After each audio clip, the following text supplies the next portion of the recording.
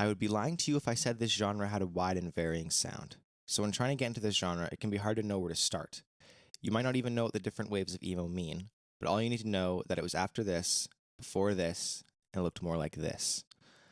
Before bands like Jimmy Eat World and the Get Up Kids bridge the gap between second and third wave, the sound can be characterized by beautiful guitar chords and melodies played with distortion, DIY recordings, singers that weren't great, but at least they didn't put on a voice. Where are you? I've comprised a list of the 9 essential albums of the genre.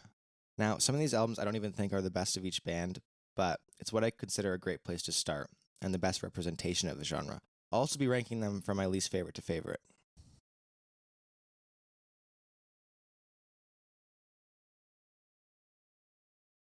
Although released after another album on this list, Shmap'n'Jazz is widely credited as being the first Midwest emo band, and even being the reason why it's called that, as they're from Chicago. Their sound was most abnormal to the other bands on this list, because they were the gap between first and second wave, meaning the guitars are incredibly pretty and melodic, but the singer hadn't quite got the memo.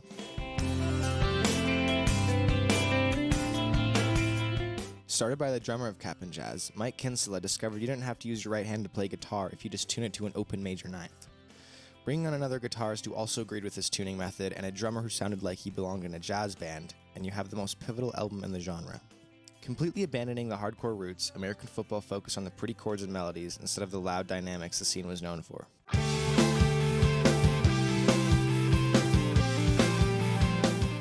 Yes, the 3 most influential albums of the genre are my least favorite on this list. Cited as being an influence to every other band on this list, this is without a doubt a genre-defining album. If you never listen to second wave emo, start here, but be warned.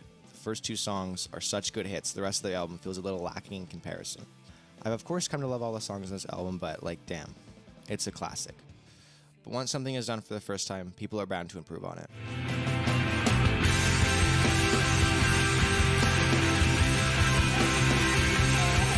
The poppiest album on this list, nonsensical lyrics never made for such catchy melodies. Started by another member of Shmap'n'Jazz, Davey Von Bohlen, The Promised Ring created an album that is truly banger after banger. Using the same pretty chords and cadences of their contemporaries, but making them into pop songs is something unique to this album, and it works amazingly. My favorite track is of course Red and Blue Jeans, as it's definitely the most traditional song on the album. Using clean to distorted dynamics and 2 larger-than-life instrumental sections, I put it as top 10 or top 5 songs in the genre.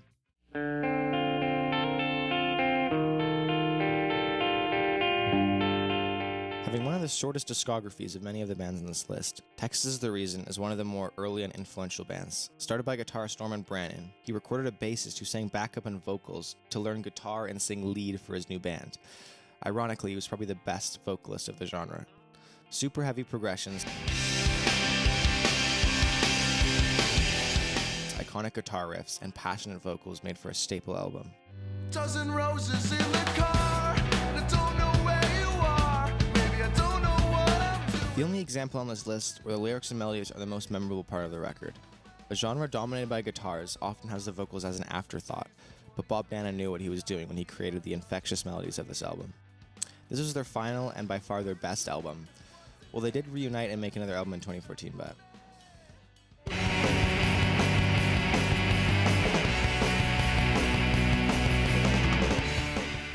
The roughest and rawest on this list, the Appleseed Cast honed the emotion and emo, and everything else seemed like an afterthought. Seemingly keeping the roughest takes for each song, this album is a textbook second wave emo album. Drawing maybe a bit too much influence from Sunny Day Real Estate, it's filled with quiet to loud, clean to distorted, and very pitchy singing. But they also show their experimental side, with a song featuring sax, piano, and flutes right in the middle of the abrasiveness of this album. If you're looking for more of the same sound after this album, you can't really find it, as they completely overhauled their sound after. It took me many years to get into the albums that came after it, but they're some of my favorite albums now.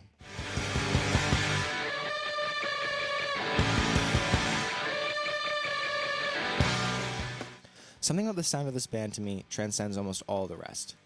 Contending the previous album for being some of the roughest, this album has passion, an incredible amount of it. Heavy riffs to me don't come in the form of drop tunings and chugging. It comes from playing major sevenths with distortion and feedback.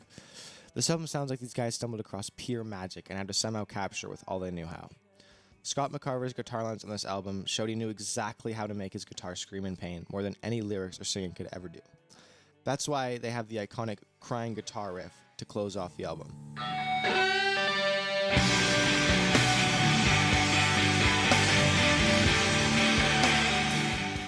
This album is very, very rough, but if you can embrace that's how it meant to sound, you'll get it, and you won't regret it. The only reason why this album is higher than Minerals is because taking this incredible sound and actually taking the time to polish it makes for some incredible music. There's not a weak element to this band on this album. The opening will lift you off the ground and keep you there.